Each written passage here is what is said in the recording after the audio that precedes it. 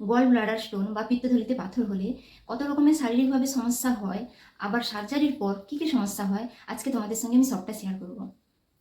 আমি পিত্তথলির পাথর সার্জারি করিয়েছি 15 দিন হলো। এখন আমি সুস্থ আছি, ভালো আছি। তো তার আগে আমার যে সমস্যাগুলো হয়েছে, পাথরের লক্ষণ কি সেটাই বলছি। প্রায় 6 মাস আগে থেকে আমার বমি বমি ভাব হতো, যাই খেতাম বমি বমি ভাব হতো, মাথা যন্ত্রণা করতো, মাথা ঘোরাতো, পেট ব্যথা করতো যখন তখন। ওষুধ খেতাম, ডাক্তারের কাছে যেতাম, বলতাম ডাক্তারবাবু ওষুধ দিতেন, খেতাম, ভালো হয়ে যেতাম। পরপর পরপর পেট ব্যথাটা বাড়তে লাগলো, ঘোরালো, মাথা ঘুরে পড়ে গেলাম। পড়ে গেলে ডাক্তারবাবু এসে প্রেশার যখন চেক করেন, প্রেশার আমার একদম লো।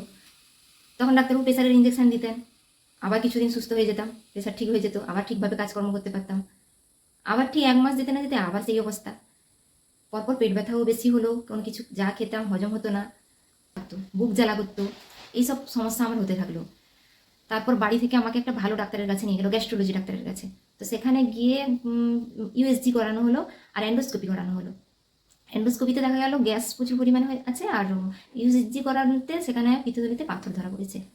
তো ডাক্তারবাবু তখন আমাদেরকে সাজেস্ট করলেন যে একজন ভালো সার্জন ডাক্তারের কাছে গিয়ে ওটাকে সার্জারি করাতে হবে।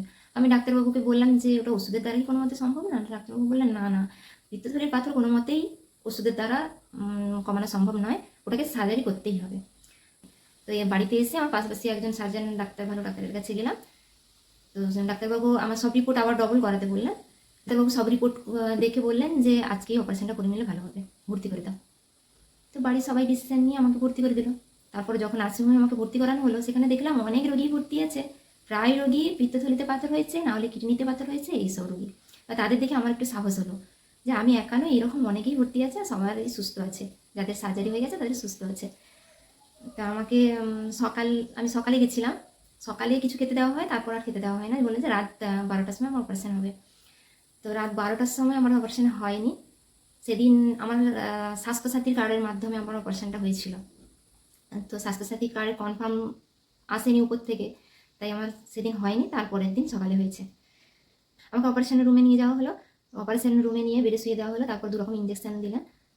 তারপর অজ্ঞান করার জন্য যে মেরুদণ্ডে ইঞ্জেকশন দেওয়া হয়, তো সেটা দেওয়া হয়নি আমাকে, একটা শোকানো হলো গ্যাস, তো সেটাই শুনতে আমি অজ্ঞান হয়ে যাই। তারপর অপারেশন হতে 1 ঘন্টা নাকি সময় লেগেছে, আমাকে পরে বললো 1 ঘন্টার পর আমার জ্ঞান ফিরেছে। যখন জ্ঞান ফিরে দেখি অপারেশন শেষ। তো ডাক্তারবাবু আমাকে বললেন যে তোর অপারেশন শেষ হয়ে গেছে, এবার উঠে পড়। তো আমাকে সেখান থেকে নিয়ে বেডে শুয়ে দেওয়া হলো। তারপরে যে কষ্ট, একটু কষ্ট লাগছিল, তো আমি একা উঠতে পারিনি, ধরে উঠাতে হতো, ধরে শুয়ে দিতে হতো। 2 দিন কিছু খেতে দেওয়া হয়নি, একদিন কিছু খাই, যেদিন অপারেশন হয়েছে সেদিন কিছু খাইনি, তারপরের দিন আমাকে জল খেতে দেওয়া হয়েছে শুধু। তৃতীয় দিন আমাকে ভাত দেওয়া হয়েছে খেতে। তো তৃতীয় দিন ভাত খাওয়ার পর নার্সিংহোমে ছুটি করার নিয়ম আছে। তার আগে একটা কথা বলি, পিত্তথলির পাথর যে ছিল মোট 5টা ছিল, আর একদম ছোট ছোট বালিদানার মতো ছিল, যেটা দেখা যাচ্ছিল না। তো পিত্তথলিটাই কেটে বাদ দিয়ে দিয়েছে। তো আমাদের পিত্তথলি কেটে বাদ দেওয়ার ফলে আমাদের কি সমস্যা হতে পারে, পিত্তথলির কাজ কি সেটা আগে জানতে হবে। লিভার পিত্ত সৃষ্টি করে পিত্তথলিতে পাঠায়, পিত্তথলি থেকে পাকস্থলিতে পৌঁছায়। তো পিত্তথলিতে ঘন হয় পিত্তরসটা, তারপর পাকস্থলিতে যায়, সেটা একটু আমাদের হজম করতে সাহায্য করে। যেহেতু আমাদের পিত্তথলি নেই, সেহেতু সরাসরি লিভার থেকে পাকস্থলিতে পিত্তরস আমাদের পৌঁছে যাবে, সারাক্ষণ পৌঁছাতে থাকবে, তাতে কোনো আমাদের অসুবিধা নেই। আর আমাদের ঘন ঘন খাবার খেতে হবে। অপারেশন হওয়ার পর কোনোদিন ভারী খাবার খেতে যাবে না, অল্প ভাত, যেটা গলা ভাত হবে, আর তরকারি একদম পাতলা ঝোল করে খাবে। পিত্তথলি যেহেতু কেটে বের করে দেওয়া আছে, হজমের সমস্যা অবশ্যই হবে, তো খাবে না। আর একবেলা ভাত, রাত্রে মুড়ি, না হয় চিড়ে, এরকম খাওয়া উচিত। তো অপারেশনের এখন 7 দিন পর আস্তে আস্তে বাড়ির খাবারগুলো খেতে শুরু করবে, অল্প অল্প করে। একদিনে আমার বেশি খাবার খাবে না, বরং সারাদিনে যেটা আমরা তো 4 বার খেতাম সারাদিনে খাবার, যে খাবারটাকে, সেটা আপাতত 6 বার খেতে হবে, অল্প অল্প করে খাবার খেতে হবে। এককালীন বেশি খাবার আমি একদিন নিজেই সমস্যায় ভুগেছি। কী কী সমস্যা আমার হয়েছে, একদিন খিদে পেয়েছে, তো বেশি করে খেয়ে নিয়েছি, মানে যত রকম তরকারি করেছে আর ভাত আমি একটু বেশি পরিমাণ খেয়ে নিয়েছি।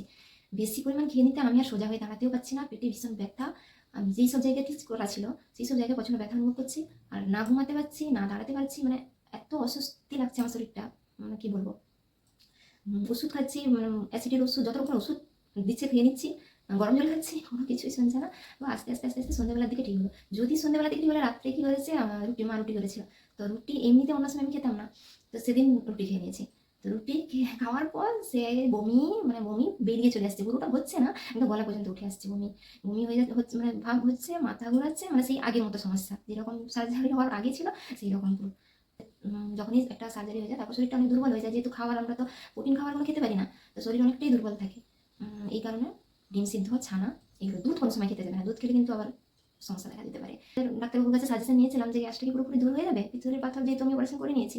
তো উনি বললেন আমরা বাঙালির কোনোদিন গ্যাস দূর হয়ে যায় নাকি, তবে নিজেকে চেষ্টা করতে হবে খাবারগুলো এমন আমরা খাবার খাবো যাতে গ্যাস আমাদের না হয়, সৃষ্টি হয়, সেদিকে লক্ষ্য রাখতে হবে, নিজেকে নিজের শরীরটাকে খেয়াল রাখতে হবে। এটাই আমার মতো এরকম সমস্যা যাদের হয়েছে বা হচ্ছে, তারা তাড়াতাড়ি একটা ভালো ডাক্তারের কাছে, সার্জন ডাক্তারের কাছে অবশ্যই গিয়ে পরামর্শ নিয়ে নেবে, তাতে শরীরটা ভালো থাকবে, কষ্টটা কম হবে। নমস্কার।